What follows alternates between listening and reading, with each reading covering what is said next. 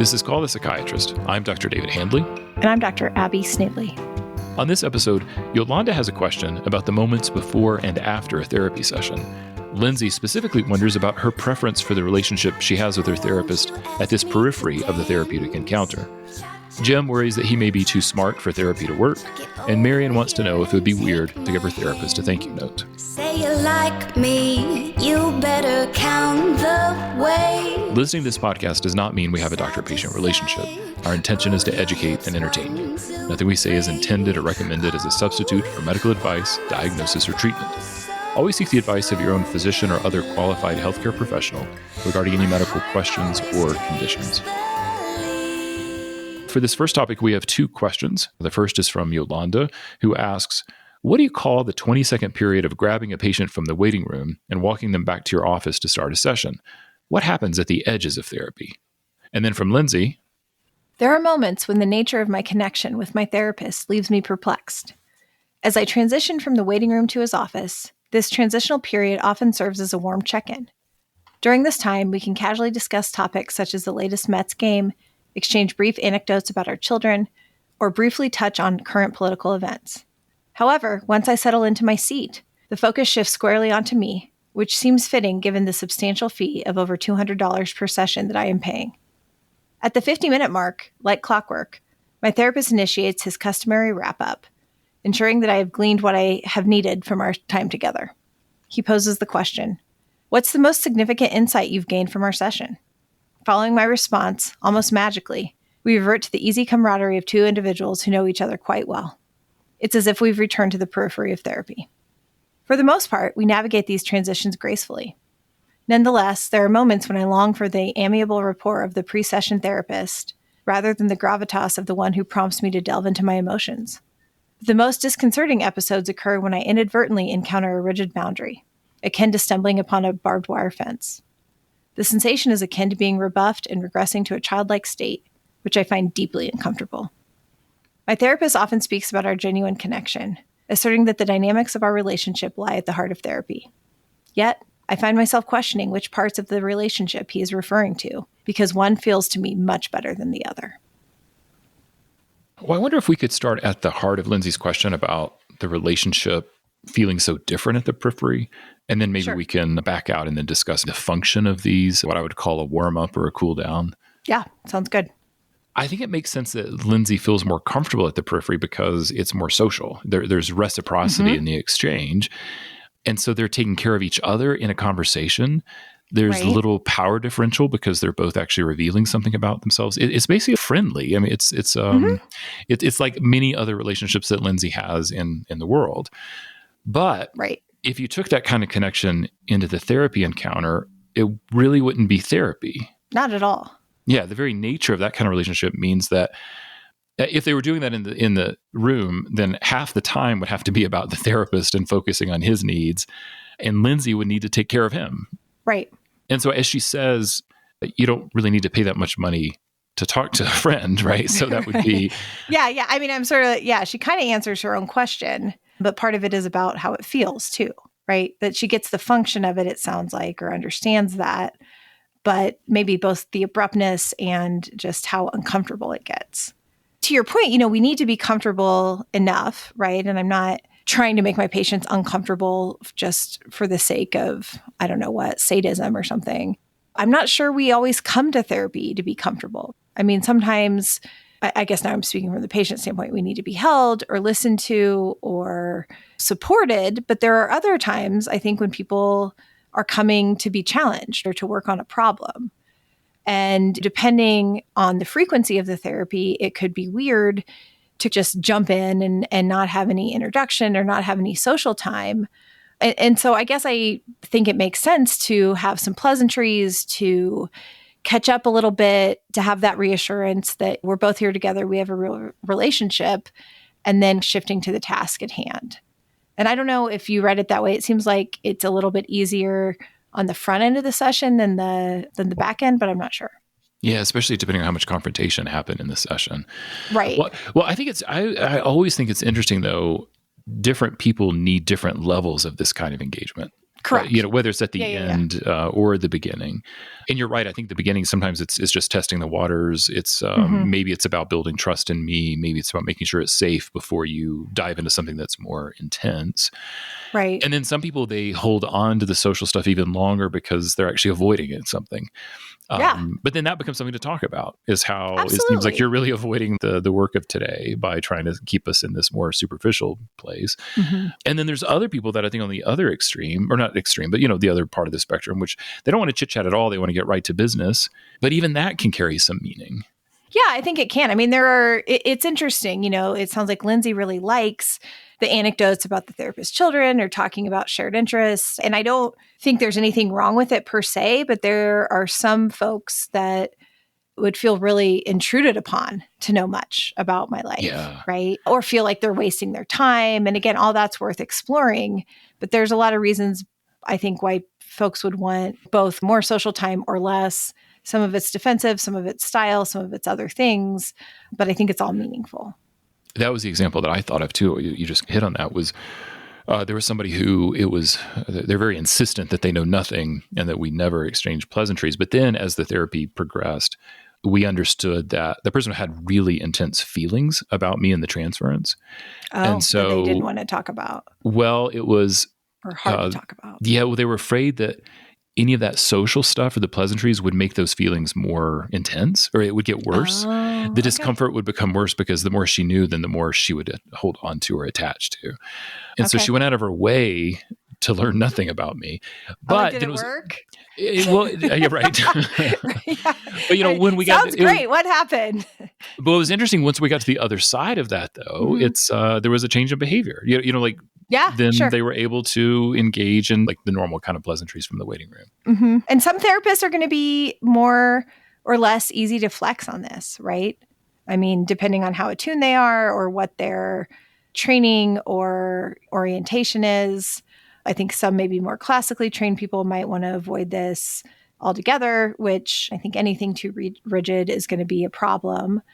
And I think that some of it can also be about the connection. I mean, I know off and on we've talked about frequency here, but if you're seeing someone 2 days in a row or multiple times in a week or even every week, you may need a little less of that, just depending, right? If I just saw you yesterday, it might be a, hi, how are you kind of thing. It also just changes over time. You're right, and it changes over time. I think, no. I think that's right, but I guess trying to be a little bit attuned. And for some people, we do have a ritual almost that we go over at the beginning of the session. I'm later. I hope we talk about this guy's kind of ritual at the end, one way or another. But I guess I try to be attuned in that way. But especially, it just depends. If we ended at a really hard spot the day before, I probably less likely to come in the next game and be like, hey, did you catch the game last night? Yeah.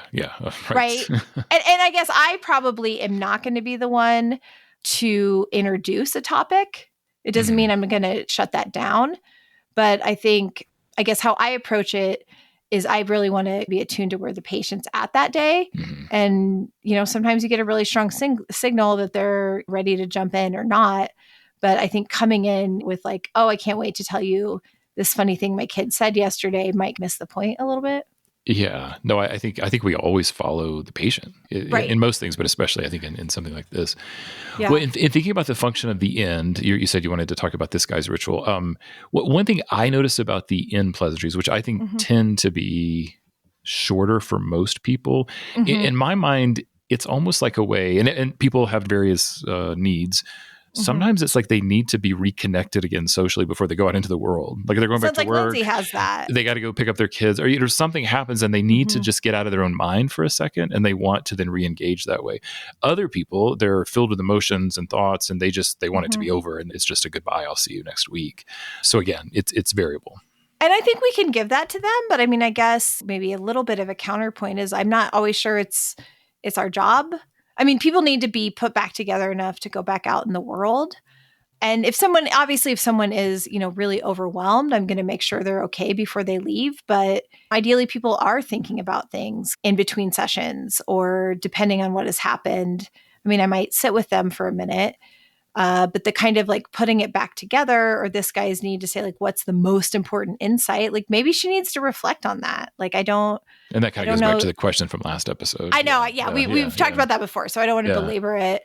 But I actually think that is something that's a little bit lost with like Zoom therapy. If people are needing to log off of our session and then go back to work or go back to a work meeting without even 5 minutes of driving or something, I think there is more pressure to not be in that state or be in a contemplative state or just, whatever your therapy mode is. Sometimes it's the desire to shift the focus to me for a second. Right. They've been examined for so long, and then they just want to finally get a question into me, like, an update on something. And it is that transition out the door. But so am I giving it to them? Yes, I am. If they feel like they need that. Right. Yeah. I mean, we're at the end, and then maybe we can circle back to the beginning. I guess for folks who we have a regular schedule, more extreme emotional situations notwithstanding, I'm just more likely to say, well, see you tomorrow, or see you Wednesday, see you next week, as a way to end it or wrap it up if we don't have any business to take care of. There's a lot of nonverbal things too, right? Like I take out my appointment book, I sit forward, right? And it's sort of like, okay, if we have to schedule for next time, or I might even take it out to look and be like, oh, yep, we're on schedule for next week. Like, great, this is great. But do you have a standard closing? It's the scheduling. Yeah, it's whether it's standing appointment or not, it's an acknowledgement of our next time together. Which is also a reminder that we're going to see each other next time, right? Which maybe helps the end be a little easier. 100%. I think so. Yeah. I don't know the setup of your office. Like, how far is it from your waiting room to your office? Like, how do you approach the beginning there? Mere feet. It's okay. there's not a lot of wandering time. down hallways. No. Oh God, the hallways. No. So the very first psychiatrist I ever saw, speaking of, he would just say my first name. And then this man who is like a foot taller than me, at least, would like speed walk down 3 hallways, and I would be like chasing after him. Like no hellos, no eye contact, no walking side by side, like nothing. And then he was like super nice once we got in there, and I was, I don't know, young and not aware of all the questions that we are allowed to ask our therapists or our psychiatrists. But I was just like, it was so bizarre. I'd be like a little bit winded and then like I sort of made peace with it with myself of just being like, well, he wants to be really efficient, and we're really going to talk about it once we get in there. But like a hi or a like, oh wait, your stride is half the size of mine, so I'm going to slow down, would have really went a long way. Well, how much small talk can you make about, these hallways sure are long. Yeah, 3 more turns. I have worked, fair enough, but it could be like, hi, and then something. I don't know. Right. So, and it was, man, that guy was in a race to get back there. I guess I've worked at places before where we had to walk a while, and usually because I think I'm funny, but I might say something like, oh, hi, how are you? And then we'd start walking, and I would say like, don't worry, I'll ask you again once we get in the room. This is the social part, right? Like, yeah. Which yes, there's only a few feet between my waiting room and my office now, but I share a suite with a couple other therapists. And so we're not going to do a lot of talking in the waiting room if it's up to me, especially if other people are there. But it's very interesting. Some people are really willing and ready to get it going before we've even shut the first of the 2 doors. Which is fascinating to me too.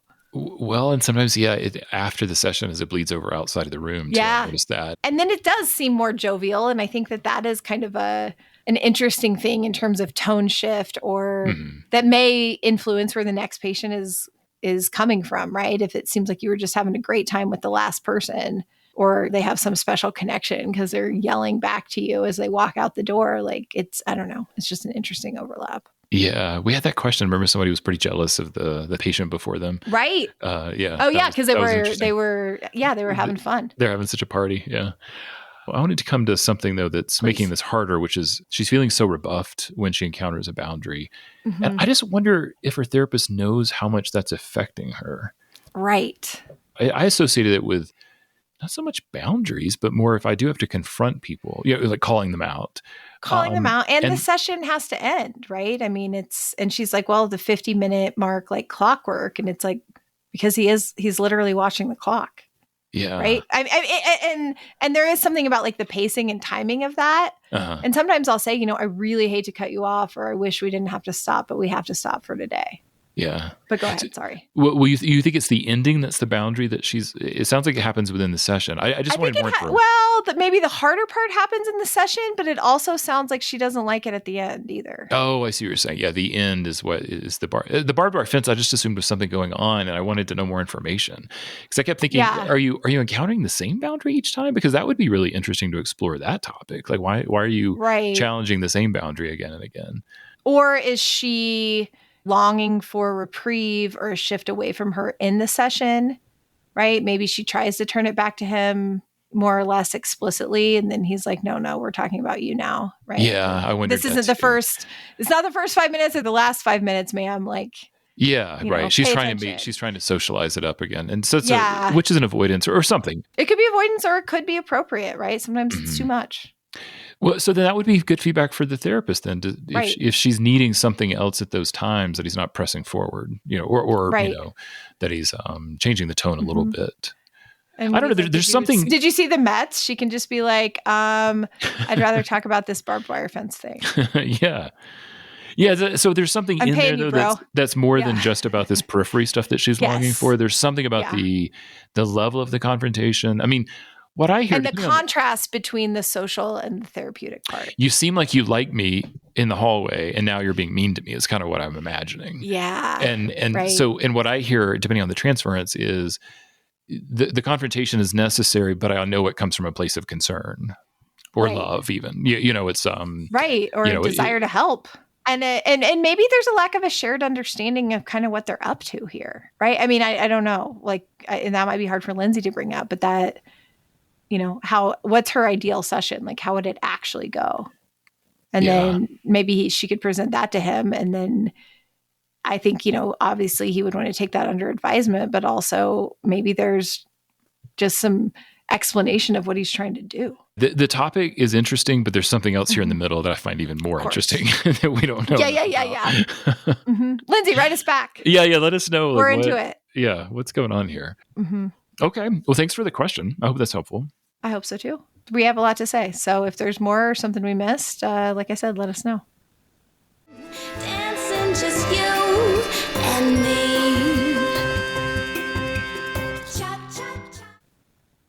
We got a review from Barb. I can't tell you how nice it was to learn that it's okay to not want to be hugged, touched by your therapist. As a person who experienced childhood sexual abuse, I'm more than a little bit leery of physical touch, especially by a person of authority. Thanks for saying that therapists should uphold these boundaries. Thanks for taking the time to write a review, Barb. Yeah, I'm glad it was helpful. We also have an update in the form of a review from Kim, who was on our last episode.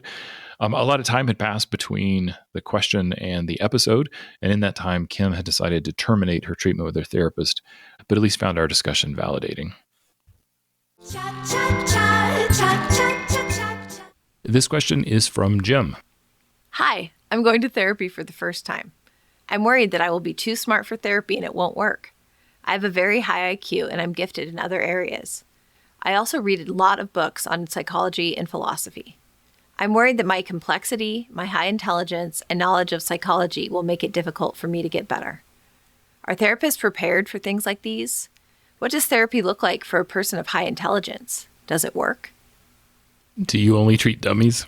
Right. I don't ever want to be stumped. I mean, I have so many ideas here. Where do you want to start? Well, I think, Jim, there's a lot. We could talk about maybe your defenses here, maybe some, intellectualization. I want to know what his real fear is. My hunch is that Jim's view of himself, and this has nothing to do with actually how smart or gifted or whatever he is, that he has had a hard time relating to and getting close to other people in his life, maybe in part because of this story he tells himself. And so going in, being vulnerable, not just having it be about everything he knows and how different he is from somebody else, I think if he can get up the courage to do that, I think then therapy could be very helpful for him. Yeah, that was my thought. And I was like, well, I guess we can just show him how it works. We have nothing to go on, but yeah, I agree with you. This is probably a way to devalue people, or I'm guessing, he doesn't say what his problem is, but I'm guessing that the problem is that he struggles with emotional intimacy. Yeah. But that's how this works. You say something, I get to have a reaction to it, and then we see if it resonates and we calibrate. So, I guess so even with this very small scenario, there's a lot that we can make assumptions about, because I think there's a fallacy within the question itself, which is that if we assume that he has a problem in his life that could benefit from therapy, then presumably he is so well read that he would have solved the problem himself, so there would be no need to see a therapist. It's not how it works. Yes, I just wish that we kind of knew what he's looking for, maybe to manage expectations.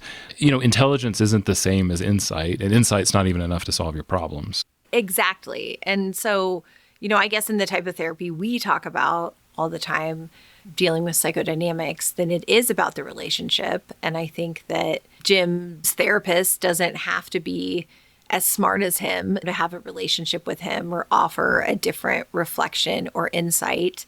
There probably are plenty of people that could kind of duke it out with him intellectually if that's really what he's looking for.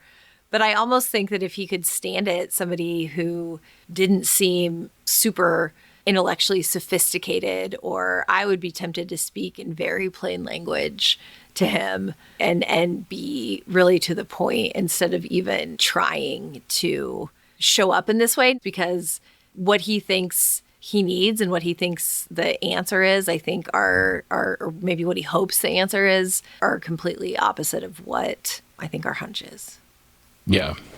You go to be in the relationship, and that may allow you to notice things about yourself that you otherwise weren't able to notice about yourself. Right. I can think of a lot of patients that started therapy in this way, in the same way Jim is presenting here. Right. But I think when people come in leading with their intelligence, it's like you said, they're struggling with the vulnerability that's required. They're afraid of being shamed. And they're very fragile. And so I think my approach is just like with anyone who's narcissistically defended, I just look for an opportunity to be empathic. Yeah. Despite being so successful, so smart, so accomplished, you still have this problem. And I'm going to be more emotionally focused, because that tends to, be what they need, or where you have to pivot towards at some point. Yeah, I think all of that makes sense. And even when someone's trying to change anything, some of this is about intelligence. Maybe it's more about knowledge. But very rarely are patients getting to me who really have a knowledge problem, right? Where it's like, oh, just go do this thing that you've never heard of or never thought about. It's like somebody, comes in and wants to lose weight, and it's like, well, you should eat less and exercise more. Oh, thank you, doctor. Like I've never heard that advice before. Or people aren't coming and having their minds blown by like a suggestion to, I don't know, meditate and get some sunshine or something. Like there's not going to be a silver bullet, and it's not going to be so prescriptive that somebody could have found out what it's going to be just by reading. And again, all the reading, like we said, just cuts out the other person. I guess maybe that's the empathic part. I think it sounds like he's worked really hard to understand himself and feel better or get better, whatever that means to him. And he hasn't gotten there. And I'm sure that is humbling and scary. And so if we look under the question, like, I guess I could relate to that fear, even if it's not for that. If he's worried that he already knows everything and he still is struggling with whatever he struggles with, then how could somebody else possibly help him? Yeah. Well, something I wouldn't say to a patient, but I think it's probably a good point maybe for Jim or others, is that no one is really that special. Also, right? You're right. Are therapists prepared for things like this? Yes, we are. Yeah. Every day. We all want to feel safe. We all want to feel secure. Right. We're all afraid of, or at least dreading death. And that's usually enough to come in. Nobody wants to be ashamed, right? Nobody, I don't know. It's, he is very human, despite the high Q and gifted, high Q, exactly. He's not going to call you for a consult. I was a gifted child too, Jim. Come on. People like this are a dime a dozen. It's fine. And they might even end up, with advanced degrees out there trying to help people. So I think he might be in good company. Yeah. And, your therapist will probably like you if you're well-read. I don't know. Makes it interesting sometimes. It does make it interesting and fun, right? I mean, I think that part is cool. And then you might be able to have a deeper intellectual conversation, but don't be surprised if the therapist also says, okay, great, we've been discussing these concepts, but back to you. Right. What's been going on here? Hopefully they can resist that part, because that actually might be a pitfall if Jim ends up being really interesting to talk to or bringing in these sophisticated ideas. But yeah, he can waste a lot of time. Yeah, he will. But maybe he needs to show off how much he knows for a while first, and I think that's okay too. Oh, for sure. Yeah, this is so fragile. It would take a long time for him to feel secure enough to actually getting into the muck. And the therapist admiring and seeing this part of him that he values so highly, I think would be part of that trust. And that seems reasonable to me too. All right. Well, I hope that helps. Yeah. Good luck, Jim. And this question is from Marion. Is it okay to give your therapist a thank you note while you still go to therapy? We've gone through a lot of stuff lately, and I want to let her know how appreciative of her I am. But I don't know if that would be weird. Marion, it's fine. It's not weird at all. I agree. I would love it. I would say it's nice if you can get to a point where you can say all those things out loud. But, regardless, things that are written down have more meaning. And even if you can say all those things, having a note is very will be appreciated by your therapist, I'm sure. Oh, I think so. I mean, I've definitely gotten notes from people and I save them. I find it validating and encouraging. And it's kind of a lovely gesture. Yeah, and all these positive emotions, it's actually the same reason that you shouldn't text people or write notes when you're mad. Right. It just has a lot more impact, a lot more care.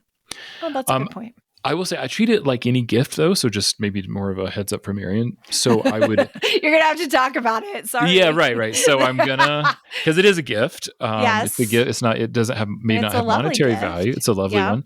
But I would ask my patients, so Marion's may do that as well, if I should read it in front of them or not. And then if I read it in front of them, I will probably assume that it's a topic of discussion, even if it's brief. If I don't read it in front of them, I will likely bring it up at the next session, even if I am just wanting to thank them for the gesture. But it opens up an opportunity to see if there's something more that needs to be said. I don't have anything to add to that, Dave. That's perfect. Okay. Well, there you go. Yeah, Marion, do it. And then talk about it. It's going to be great. All right. Well, thank you all for listening, and a special thanks to Lindsay, Yolanda, Jim, and Marion for the questions. As always, we love getting your reviews, feedback, and questions. You can send us an email or leave an audio message at our website, callthepsychiatrist.com. You can also email us directly at callthepsychiatrist@gmail.com. You can join us on Instagram or Facebook at Call the Psychiatrist, but the most important thing we ask is for you to please tell a friend about the show so we can keep growing our audience. Take care. Bye.